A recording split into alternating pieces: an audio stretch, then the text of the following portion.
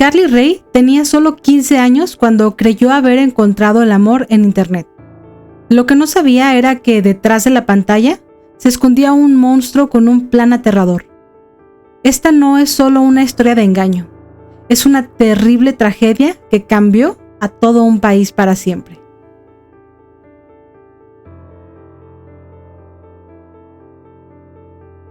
Carly Sarah Ryan nació el 26 de enero de 1992 en Adelaide, Australia.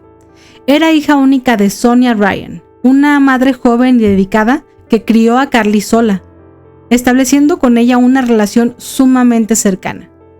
No se tienen datos del padre de Carly, por lo que entendemos que no formó parte de su vida. Desde pequeña, Carly fue una niña creativa, sensible y apasionada por el arte, la moda alternativa, la música y el diseño.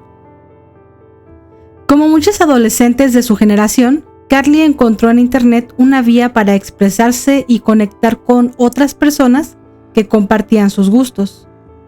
Su red social favorita era MySpace, que en aquel momento era el sitio más popular entre los jóvenes. En ese sitio, Carly compartía fotos, letras de canciones y pensamientos personales. Le gustaba el estilo emo y gótico, algo que la hacía destacar entre sus compañeros. Usaba maquillaje oscuro, ropa alternativa y publicaba imágenes dramáticas que para algunos adultos resultaban perturbadoras. Sin embargo, sus amigos y familiares aseguraban que Carly no era una joven fuera de control. Era simplemente una adolescente expresiva, apasionada y solo viviendo una etapa de su vida. Profundamente unida a su madre, Carly vivía con Sonia en un suburbio tranquilo en las colinas de Adelaide. Su hogar era considerado seguro. La computadora familiar se encontraba en la cocina, con horarios de uso limitados, y Sonia supervisaba constantemente la actividad de su hija en línea. Por lo tanto, nadie podría haber anticipado lo que ocurriría poco tiempo después. Para ese entonces, Carly, de 14 años, pasaba gran parte de su tiempo libre explorando MySpace. Fue ahí donde apareció Brandon Kane, un joven de 17 años que había vivido en Texas, Estados Unidos, pero que actualmente residía en Melbourne, Australia.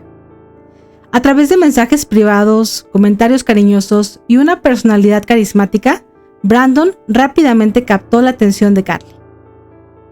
Durante meses, Carly mantuvo una relación virtual con Brandon. Intercambiaban fotos, se enviaban mensajes llenos de afecto como lo haría cualquier pareja adolescente. Brandon decía ser un músico criado por su padre adoptivo, alguien que, según él, lo había salvado de una vida difícil. Esa figura paterna era Shane. En ese momento, Carly estaba profundamente convencida de que Brandon era un chico increíble. Se sintió escuchada, comprendida y especial. Para una joven de esa edad, eso podría significar demasiado. Sonia estaba al tanto de la existencia de Brandon en la vida de Carly. Sabía que eran novios a larga distancia. Ella le contaba lo enamorada que se sentía de Brandon. Sonia no sintió que fuera malo que tuviera una relación con un joven a larga distancia. Por otro lado, Brandon revisó la lista de los amigos que tenía Carly en MySpace y comenzó a enviarles mensajes sobre lo mucho que amaba a Carly y de alguna manera intentando ser su amigo, demostrándoles que su interés por Carly era real. Conforme iba pasando el tiempo, Brandon le pidió a Carly que no pasara tanto tiempo con sus amigos y que estuviera más pendiente de él por teléfono y la computadora. De esa manera, fue alejando a Carly poco a poco de sus amigos. La joven pareja hacía videollamadas y Brandon se mostraba tal cual se había descrito, un joven de 17 años que le gustaba la música y tocar guitarra. Después de varias videollamadas, Brandon le presentó a Shane, su padre adoptivo, y se conocieron por las mismas videollamadas, algo que incluso se volvió una costumbre.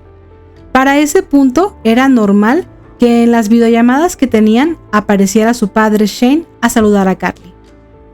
Después de meses de relación virtual, Brandon comenzó a preparar el terreno para un encuentro en la vida real. Se acercaba el cumpleaños de Carly, y él le dijo que vendría su padre adoptivo en su lugar, debido a que no podría asistir por problemas médicos. Y además, su padrastro estaba interesado en conocer a la novia de su hijo. Aunque para muchos esta sería una señal de alarma importante, no fue percibida por nadie, debido a que sería una fiesta familiar celebrando el cumpleaños número 15 de Carly. Shane podría también conocer a la madre de Carly, ya que según Brandon, su padrastro estaba pensando en comprarle una casa a su hijo y a Carly cuando se casaran.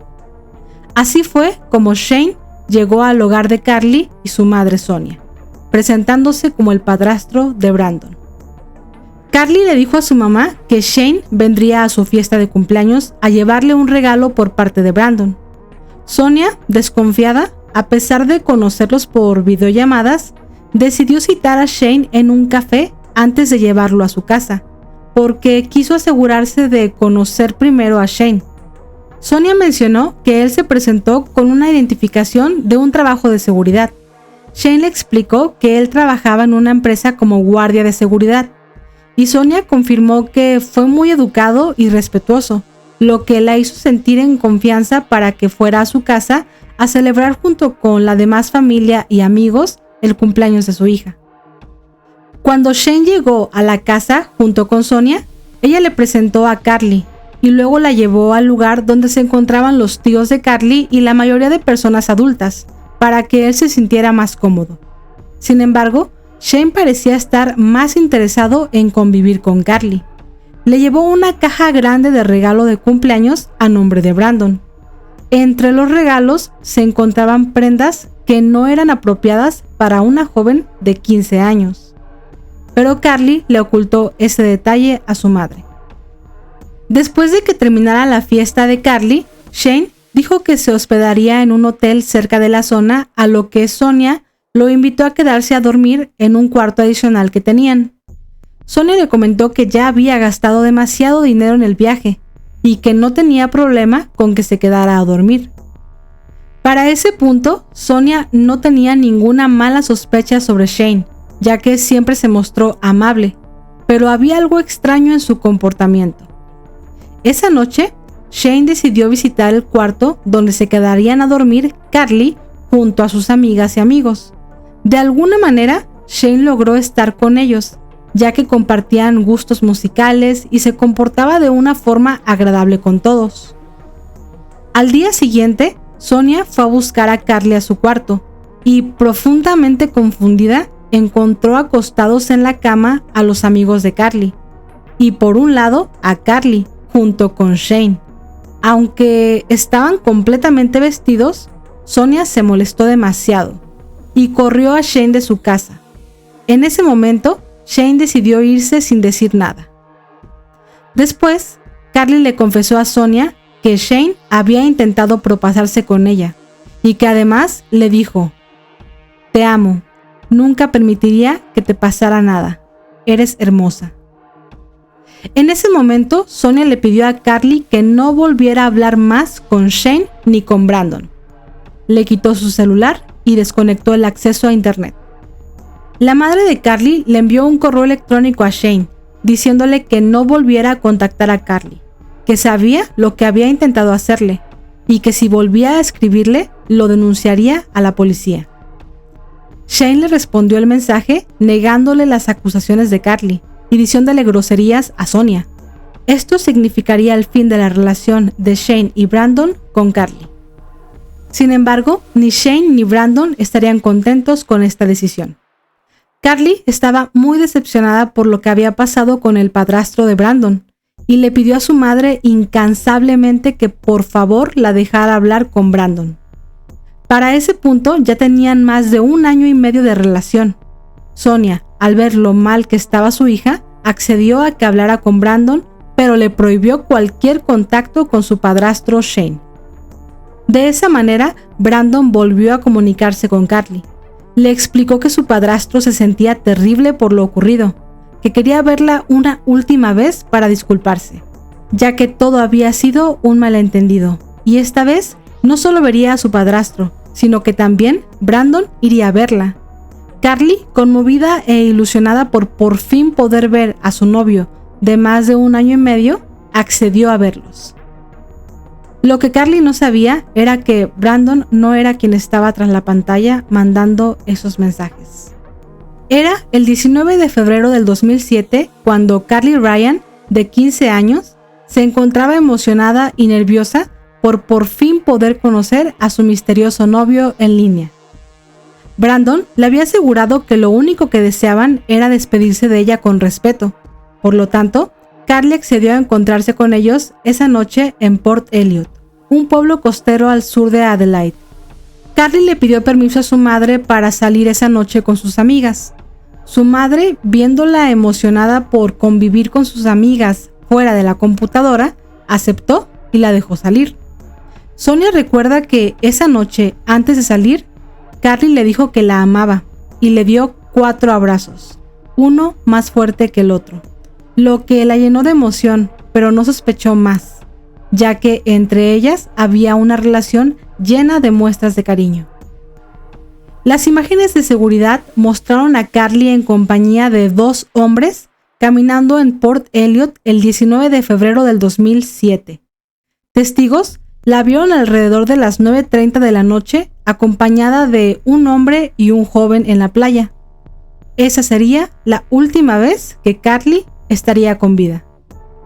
Al no regresar a casa, Sonia se alarmó, ya que Carly no respondía a las llamadas. Comenzó a llamar a sus amigas y le dijeron que no sabían nada de Carly y que incluso no la habían visto. En ese momento, Sonia comenzó a preocuparse demasiado. Era ya de madrugada.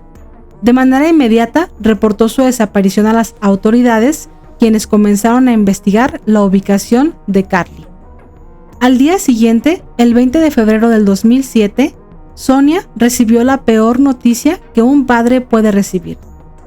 El cuerpo sin vida de Carly Ryan, de 15 años, fue encontrado flotando boca abajo en aguas poco profundas en Horseshoe Bay, cerca de Port Elliot, Australia.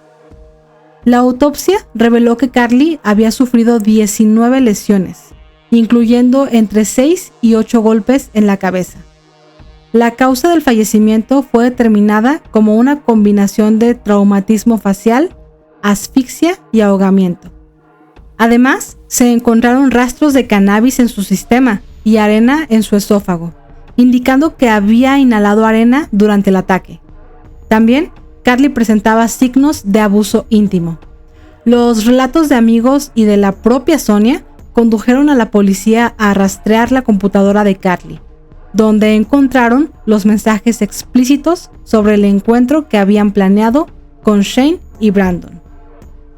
La policía inmediatamente rastreó los pasos que dio Carly aquella noche, y fue como encontraron la evidencia de los registros de las cámaras de seguridad, donde se les veía caminando a los 3. El encargado del estacionamiento de la playa de Port Elliot les otorgó los registros de las cámaras de seguridad, y fue como identificaron un auto azul donde se habían bajado Carly junto a los 2 individuos. La policía comenzó a revisar todo el historial de conversaciones de Carly, los mensajes, los chats, los correos electrónicos, todo. Al revisar su computadora, descubrieron una larga cadena de conversaciones con un joven llamado Brandon Kane y un hombre llamado Shane, que se presentaba como el padrastro de Brandon. Esto alarmó a Sonia, pero pudo confirmarles a los agentes que ella los conocía. Incluso llegó a conocer en persona a Shane, el padrastro de Brandon, el novio de su hija. Sin embargo, todo dio un giro completamente inesperado cuando las pruebas apuntaban a algo mucho más siniestro. Esas identidades no existían. El IP de la computadora de origen no pertenecía a ningún adolescente. Todas las comunicaciones provenían de la misma dirección, la de Gary Francis Newman. El vehículo azul asociado con los sospechosos llevó a la policía a la península de Mornington, en Victoria. 11 días después del asesinato de Carly, las autoridades arrestaron a Gary Francis Newman, un hombre de 50 años, y también detuvieron a su hijo menor de 18 años. En el momento de su arresto, Gary estaba en su computadora utilizando la identidad falsa de Brandon para comunicarse con una niña de 14 años en Australia Occidental. Un registro de su computadora reveló que Gary mantenía un cuaderno con detalles de unas 200 identidades en línea y había intentado contactar a menores tanto en Australia como internacionalmente. La evidencia era abrumadora. Sonia no podía creer lo que se había revelado. Gary Numan había diseñado una red de identidades falsas para manipular a niñas, engañarlas emocionalmente y luego buscar un encuentro físico.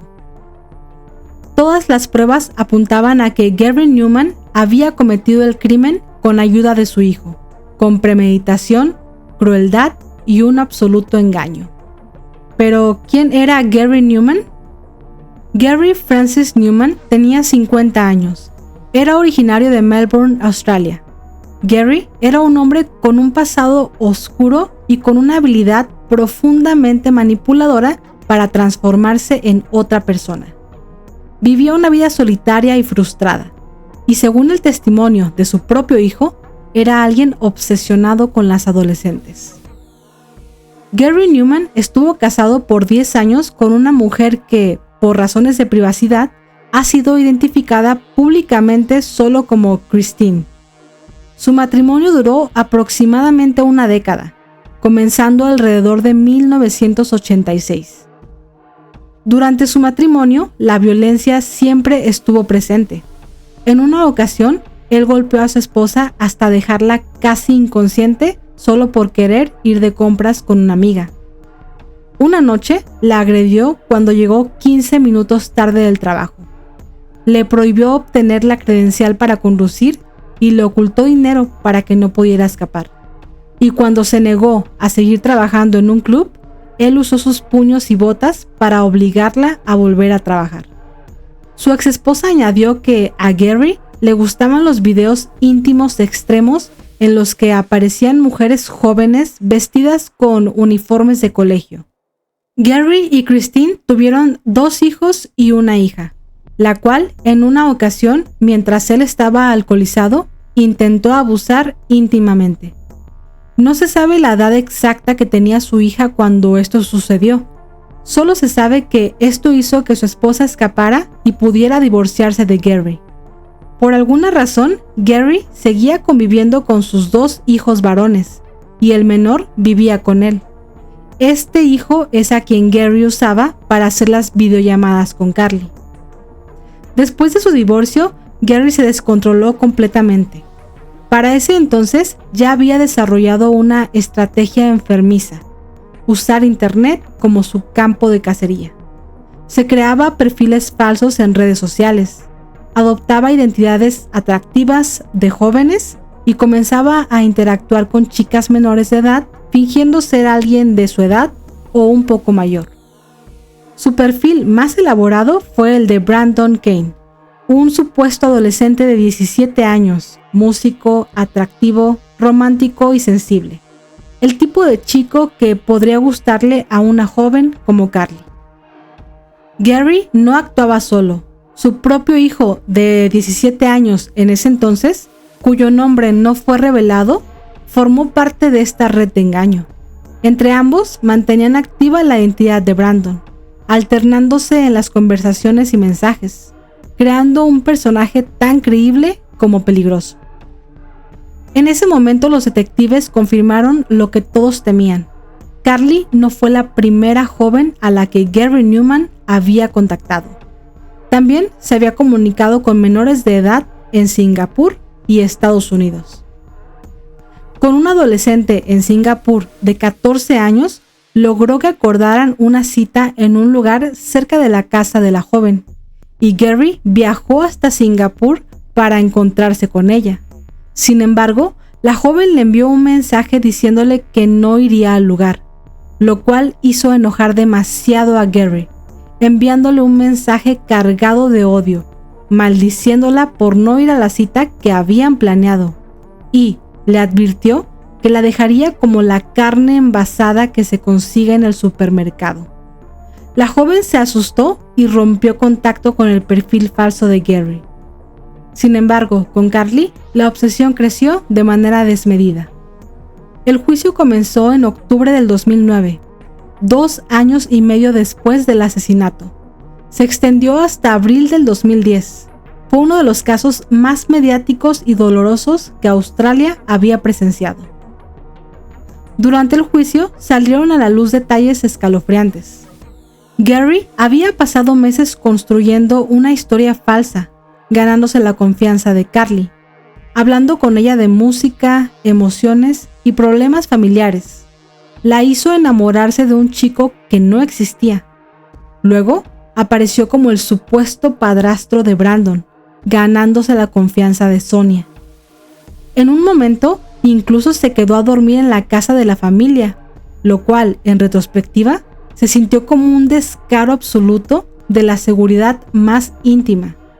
Sonia relató en el estrado el instante en que lo encontró acostado completamente vestido junto a su hija. Esa noche lo corrió de su casa, pero el daño ya estaba hecho. Su obsesión con Carly aumentó y, según relató su hijo, tal como lo había hecho con la joven de Singapur que lo había rechazado, Gary se comprometió a arreglar a Carly. Todo fue meticulosamente planeado. Su hijo describió que su padre había guardado en el coche una bolsa cargada de objetos que indicaban una planificación demasiado meticulosa: esposas, vendas, un disfraz y un calcetín lleno de piedras. De acuerdo a la confesión del hijo de Gary, al encontrarse con Carly la convencieron de ir a la playa. Estando ahí, Gary les ofreció hierba para que se sintieran más relajados. Después de esto, Gary le dijo a Carly que Brandon y Shane no existían. Le confesó que todo había sido falso. Luego, Gary abusó íntimamente de ella de una manera terrible. Posteriormente, la golpeó con demasiada rabia. Usó una roca dentro de una media que llevaba para golpear su rostro y su cabeza. Después, la arrastró hacia el mar y la sumergió hasta que dejó de respirar. Su hijo dijo que tuvo tanto miedo que se quedó paralizado y no supo qué hacer porque tenía miedo de que su padre le hiciera algo a él también. Dijo que jamás imaginó que llegaría a asesinar a Carly de la manera que lo había hecho. Gary intentó defenderse con una serie de argumentos que fueron ampliamente desacreditados. Afirmó que no tenía interés en tener relaciones íntimas con nadie, que siempre había padecido de esa enfermedad y que, por lo tanto, no tenía motivación íntima en esos actos. Sin embargo, la evidencia digital y los testimonios contradijeron por completo esta declaración. También alegó que había creado más de 200 perfiles falsos como parte de una supuesta investigación para un libro sobre los peligros del Internet, aunque no existía borrador alguno que respaldara esa versión. Además, dijo que usaba seudónimos en línea por precaución, porque uno nunca sabe quién está en Internet. Una ironía escalofriante considerando que él mismo era el depredador escondido tras el perfil falso de Brandon Kane. Gary negó haber tenido una relación amorosa con Carly y rechazó haber planeado su asesinato, pero las pruebas demostraron que organizó el encuentro con anticipación, llevó elementos específicos para cometer el crimen y manipuló emocionalmente a Carly durante meses. En resumen, su defensa fue vista como una extensión más de sus mentiras y manipulaciones, y fue completamente refutada por las evidencias presentadas en el tribunal. El veredicto fue claro. Gary Francis Newman fue declarado culpable del asesinato premeditado de Carly Ryan. La evidencia fue tan contundente como devastadora. El tribunal determinó que Gary Newman había actuado con un nivel de engaño meticuloso, disfrazando su edad, su identidad y sus intenciones. Había seducido a Carly bajo una falsa promesa de amor, y cuando se sintió amenazado de no volver a verla, la asesinó. En el 2010, la jueza Trish Kelly del Tribunal Supremo de Australia del Sur reveló la identidad de Gary Numan al público y lo condenó a cadena perpetua con 29 años sin libertad condicional. Fue terriblemente cruel lo que le hicieron a esta hermosa e influenciable niña de 15 años. Digo niña porque eso era, una niña que se enamoró de la idea del atractivo musical y bastante exótico de Brandon Kane.